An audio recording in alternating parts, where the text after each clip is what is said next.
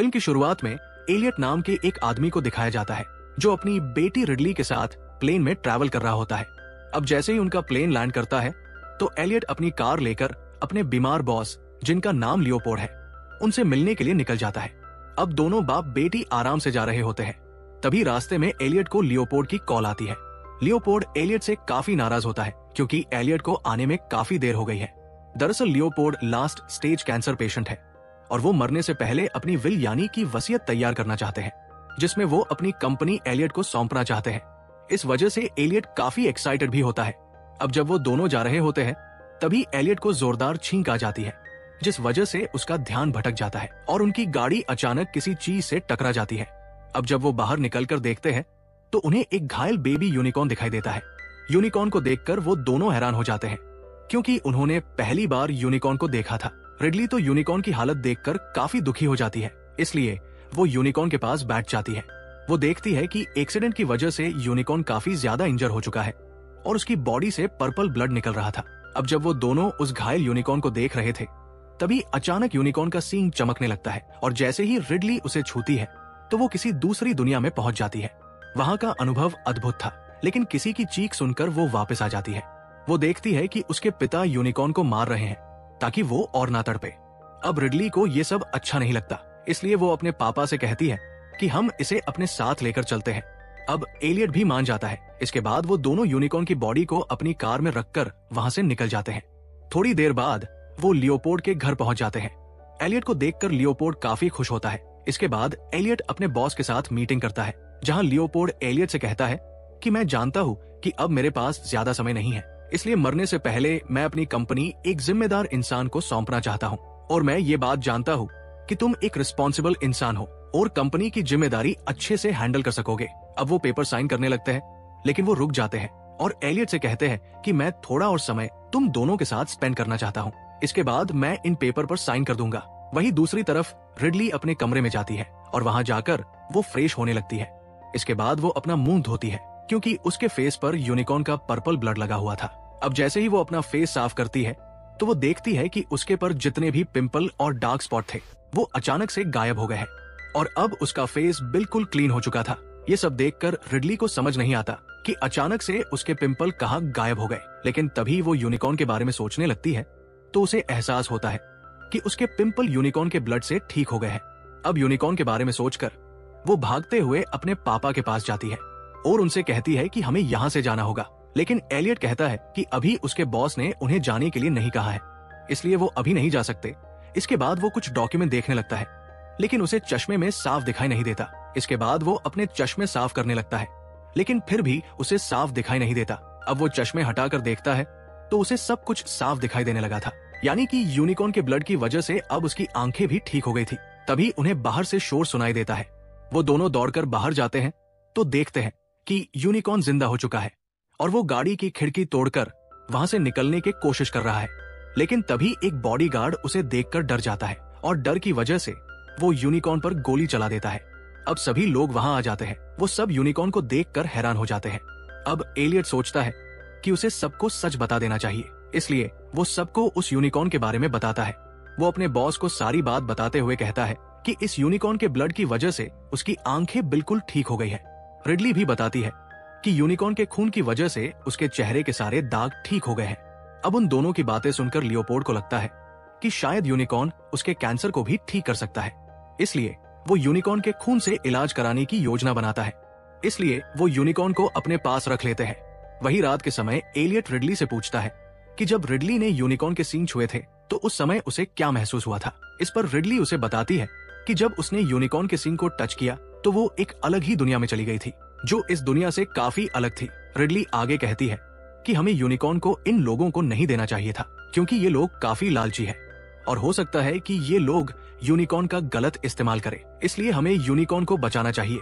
इस पर एलियट उससे कहता है कि वो अभी ऐसा कोई काम नहीं कर सकता जिसकी वजह से उसका बॉस उससे नाराज हो जाए और उसका प्रमोशन रुक जाए। ये सुनकर रिडली दुखी हो जाती है, क्योंकि उसे फील होता है कि उसके पापा को यूनिकॉर्न की जान से ज्यादा अपने प्रमोशन की चिंता है। अब वो अपने पिता से गुस्सा हो जाती है और उन्हें अपने रूम से बाहर निकाल देती है। वही जब एलियट रूम से बाहर आता है तो लियोपोल्ड के बेटे स्पर्ड से मिलता है। स्पर्ड एलियट से कहता है कि अब बहुत जल्द हम लोग और अमीर बनने वाले हैं और ये सब आपकी वजह से होगा। वही रिडली अपने रूम में अपनी माँ की फोटो देखकर उन्हें याद करने लगती है। तभी वो फोटो के पीछे यूनिकॉर्न की तस्वीर देखती है। इसके बाद वो इंटरनेट पर यूनिकॉर्न के बारे में सर्च करने लगती है। उसे पता चलता है कि पुराने जमाने में बहुत सारे हंटर और किंग्स यूनिकॉर्न का शिकार करना पसंद करते थे, लेकिन यूनिकॉर्न आसानी से उनका शिकार नहीं बन पाते थे। लेकिन उस समय सिर्फ एक ही लड़की ऐसी थी जो उन यूनिकॉर्न को पकड़ने में कामयाब हुई थी, क्योंकि उसका दिल काफी साफ था और उस लड़की की मदद से उन यूनिकॉर्न को पकड़ा गया और उन्हें एक किले में बंद कर दिया गया। रिडली आगे बढ़ती है कि फ्रेंच रिवॉल्यूशन के बाद हिस्ट्री में एक बड़ा बदलाव आया, जहां पहले यूनिकॉर्न को एक यूनिक जानवर माना जाता था, बाद में इसे एक राक्षस के तौर पर देखा जाने लगा। अब यूनिकॉर्न के बारे में सब कुछ पढ़ने के बाद उसे समझ आता है कि यूनिकॉर्न सिर्फ साफ दिल वाले लोगों से अट्रैक्ट होते हैं। अब हिस्ट्री जानने के बाद वो सोने चली जाती है। अगली सुबह जब वो उठती है तो वो देखती है कि यूनिकॉर्न को एनालाइज करने के लिए एक टीम वहां पर आ चुकी है। कुछ देर बाद यूनिकॉर्न, एलियट और रिडली तीनों को लैब में ले जाया जाता है, जहां पर उन तीनों के टेस्ट किए जाते हैं। टेस्ट करने के बाद डॉक्टर उन्हें बताते हैं कि यूनिकॉर्न के सींग का पाउडर कई बीमारियां ठीक कर सकता है, क्योंकि इसके अंदर काफी सारी एंटीबायोटिक चीजें हैं। अब इतना सुनने के बाद बॉस कहता है कि सबसे पहला एक्सपेरिमेंट उसके ऊपर होना चाहिए, क्योंकि वो वैसे भी मरने वाला है, और अगर ये एक्सपेरिमेंट फेल भी हो गया तो किसी का कोई नुकसान नहीं होगा। अब उसके ऊपर एक्सपेरिमेंट शुरू कर दिया जाता है। कुछ देर बाद ही वो चमत्कारी रूप से ठीक हो जाता है। उसका कैंसर पूरी तरह से ठीक हो चुका था, साथ ही उसकी बॉडी में जितनी भी वीकनेस थी वो भी गायब हो जाती है। अब ये देखकर बॉस एलियट से काफी खुश होता है। वो एलियट से कहता है कि आज तुम्हारी वजह से मैं बिल्कुल ठीक हो चुका हूँ। अगर तुम इस यूनिकॉर्न को यहाँ नहीं लाते तो मैं कभी ठीक नहीं हो पाता। अब बॉस एलियट को अपना पार्टनर बना लेता है। एलियट भी काफी खुश होता है। अब लियोपोल्ड यूनिकॉर्न को हेडक्वार्टर ले जाने की तैयारी करता है, क्योंकि अब वो यूनिकॉर्न के ब्लड से खुद को जवान बनाना चाहता था। वो डॉक्टर सॉन से कहता है कि अब तुम लोग यूनिकॉर्न के ऊपर और ज्यादा रिसर्च करना और ये जानने की कोशिश करो कि यूनिकॉर्न के ब्लड से हमें और क्या क्या फायदे हो सकते हैं। अब सब लोग बॉस को देखकर खुश होते हैं, लेकिन रिडली अभी भी काफी परेशान होती है। वो सबको यूनिकॉर्न की हिस्ट्री बताना चाहती है, लेकिन कोई भी उसकी बात पर ध्यान नहीं देता, क्योंकि सब लोग अपने नए प्रोजेक्ट में काफी बिजी होते हैं। अब वो लोग यूनिकॉर्न के ब्लड को पीने लगते हैं। रिडली को ये सब अच्छा नहीं लगता, इसलिए वो सबको यूनिकॉर्न की हिस्ट्री बताने लगती है। वो बताती है कि आज से कई सालों पहले तक यूनिकॉर्न को राक्षस माना जाता था, और जो कोई भी यूनिकॉर्न का शिकार करता या फिर उसके साथ कुछ गलत करता तो उस इंसान के साथ कोई ना कोई अनहोनी हो जाया करती है। इसलिए मैं अब लोगों से रिक्वेस्ट करती हूँ कि जल्दबाजी में कोई गलत कदम मत उठाओ और इस यूनिकॉर्न को आजाद कर दो, क्योंकि मैं नहीं चाहती कि आप लोगों को किसी भी तरह का कोई नुकसान हो। अब कोई भी रिडली की बात को सीरियस नहीं लेता और वो लोग उल्टा रिडली को ही सुनाने लगते हैं। रिडली भी समझ जाती है कि ये लोग अब उसकी बात नहीं सुनने वाले, क्योंकि ये लोग लालची है। अब रिडली अपने पापा से कहती है कि चलो यहाँ से चलते हैं, मुझे इन लोगों के गलत कामों में शामिल नहीं होना। लेकिन एलियट जाने से मना कर देता है। वो रिडली से कहता है वो इस तरह से यहाँ से नहीं जा सकता। अब रिडली को काफी गुस्सा आता है, इसलिए वो लैब से बाहर चली जाती है। वहीं अंदर वो लोग यूनिकॉर्न को हेडक्वार्टर ले जाने की तैयारी करने लगते हैं, लेकिन तभी अचानक से लाइट चली जाती है। इसी बीच बेबी यूनिकॉर्न भी जिंदा हो जाता है और काबू से बाहर हो जाता है। इसके बाद वो एक डॉक्टर पर हमला करके उसे मार देता है। वहीं रिडली गाड़ी में बैठी होती है, क्योंकि अब उसे यहाँ पर नहीं रहना। तभी एक बड़ा सा यूनिकॉर्न उसके पास आता है। उसे देखकर रिडली काफी डर जाती है।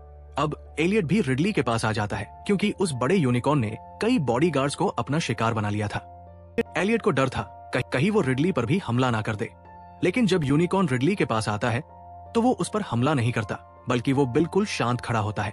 वो अपना सिंग रिडली की तरफ करता है, जो तेज रोशनी की तरह चमक रहा था। अब रिडली उसे टच करने ही वाली थी, तभी एक गार्ड उस पर हमला कर देता है, जिस वजह से यूनिकॉर्न वहां से भाग जाता है। अब एलियट रिडली के पास आ जाता है। इसके बाद वो सब अंदर चले जाते हैं।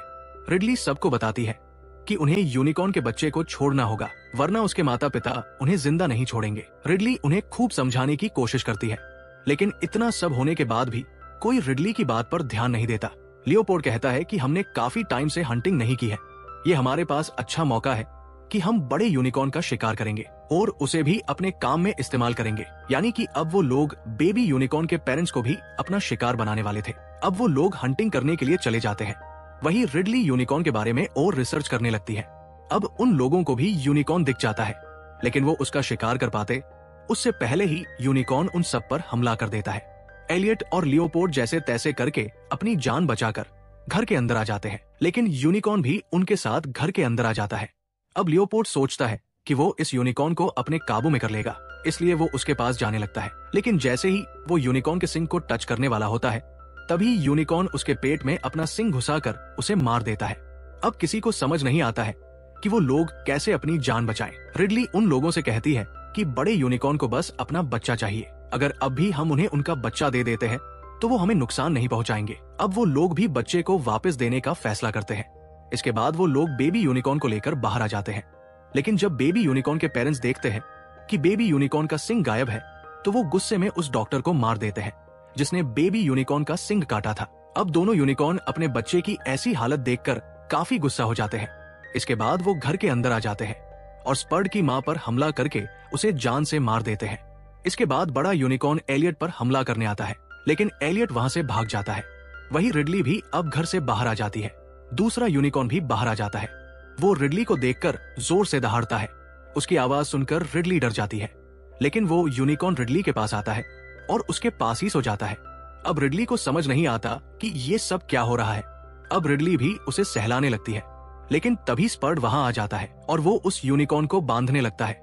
कुछ देर बाद एलियट भी दूसरे यूनिकॉर्न के साथ वहां आ जाता है, क्योंकि एलियट के पास बेबी यूनिकॉर्न का सिंग था, जिसकी वजह से माँ यूनिकॉर्न ने उस पर हमला नहीं किया और चुपचाप उसके पीछे आ गई। अब जब माँ यूनिकॉर्न रिडली को देखती है तो वो भी उसकी गोद में ही सो जाती है।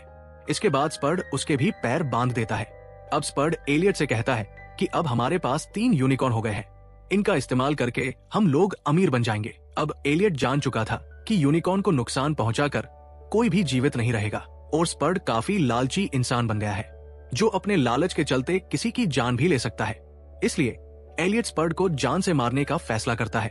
अब एलियट स्पर्ड के पास जाता है और बेबी यूनिकॉर्न के सिंग से उस पर हमला कर देता है, लेकिन स्पर्ड भी एलियट पर हमला कर देता है, जिस वजह से अब वो दोनों ही घायल हो चुके थे। इसके बाद वो दोनों नीचे गिर जाते हैं।